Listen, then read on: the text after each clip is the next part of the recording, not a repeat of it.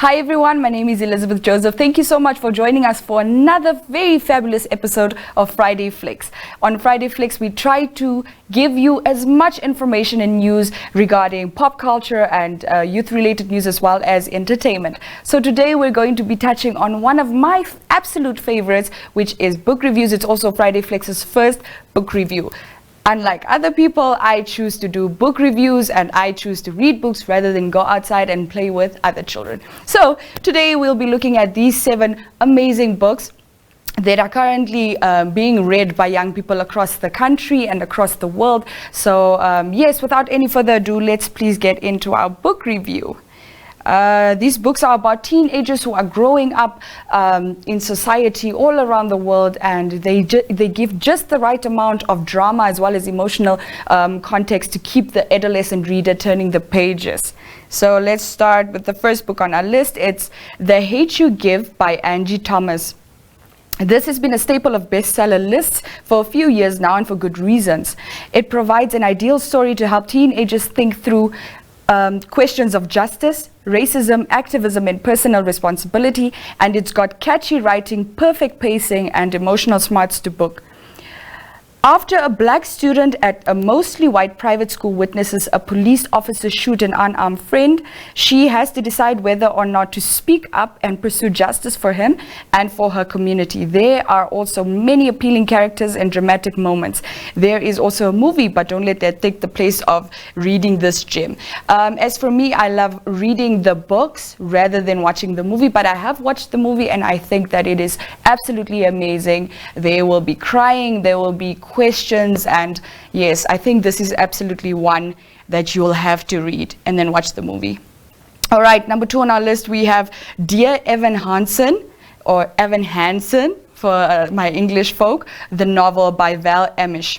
Yes, it's a hit Broadway musical in the form of a novel, and it works, both on stage and on the page. And the story expertly dissects teenagers' tortured relationships with popularity and social media. A lonely, anxious teenager writes notes on himself on the advice of his therapist.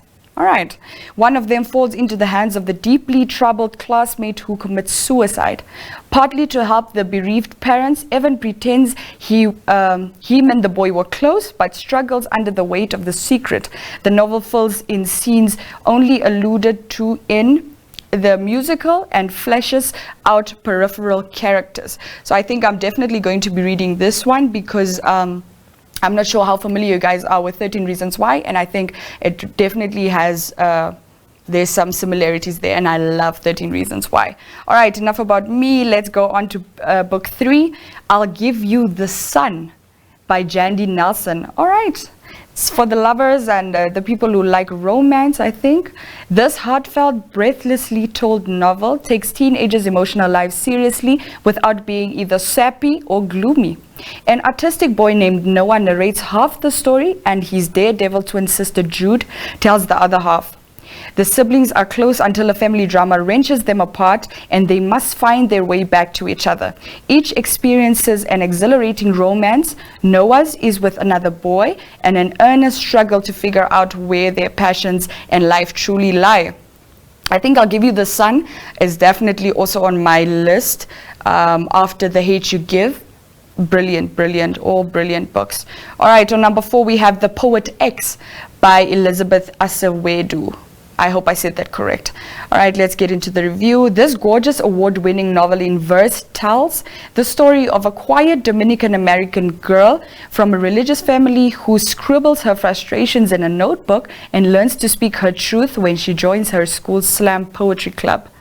All right, very interesting for our poets out there. If you love poetry, you'll definitely resonate with this book.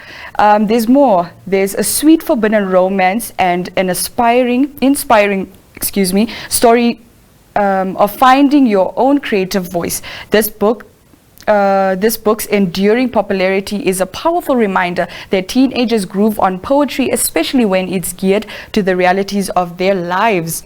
Yeah, no, definitely. I'm definitely reading that book as well. Guys, I have a whole list now that I have to read, or we do. All right, the next book is number 5, and this is We Were Liars by E. Lockhart. Okay, let's see what this one has. This one is a clever psychological thriller and an insightful family saga all in one. A privileged teenager named Candace, or Cadis nonetheless, who spends summers on an island owned by generations of her mother's family, narrates an addictively enigmatic story. Okay, that's a mouthful. Something is amiss on the island, and a sudden tragedy only deepens the mystery until all is explained in a shocking ending that will make you want to start the book all over again. This is by far the book that's most up my alley. I like rereading books, and people normally look down upon me, but I like rereading books, so I think that's number one now. All right, book number 6 is The Sun is Also a Star by Nicola Yoon. Guys, before I get into this review, I need to let you guys know that there is also a movie, and I just recently watched the movie, and I thought that it was absolutely stunning. Also tears, also a bunch of sabawele. So yes, let's get into the review. This novel delivers a romance that is mind-blowing in the best way. Natasha is a science-minded Jamaican girl who is hours away from being deported because of a paperwork error. Daniel is a Korean American guy who has always been the good son, even when it goes against his poetic nature. They meet and catch one another's eye while literally crossing the street, and they and we have a picture of all the improbable ways their futures could work together.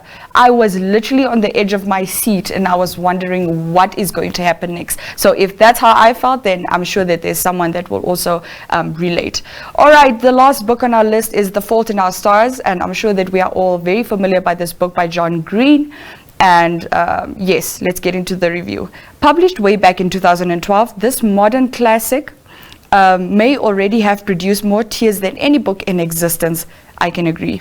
And that is a good thing, because every teenager needs a genuine emotional workout now and then. Even better when that comes in a plot-driven story written in effortlessly engaging prose. Hazel Grace is a 16-year-old with cancer. At a patient support group, she meets 17-year-old Augustus, guys, my heart, who's already lost a leg to cancer. Together they pursue a mysteriously missing writer all the way in Amsterdam, fall in love, and of course face their own very real mortality. Reading this book has become a rite of passage for some kids, and it's easy to see why.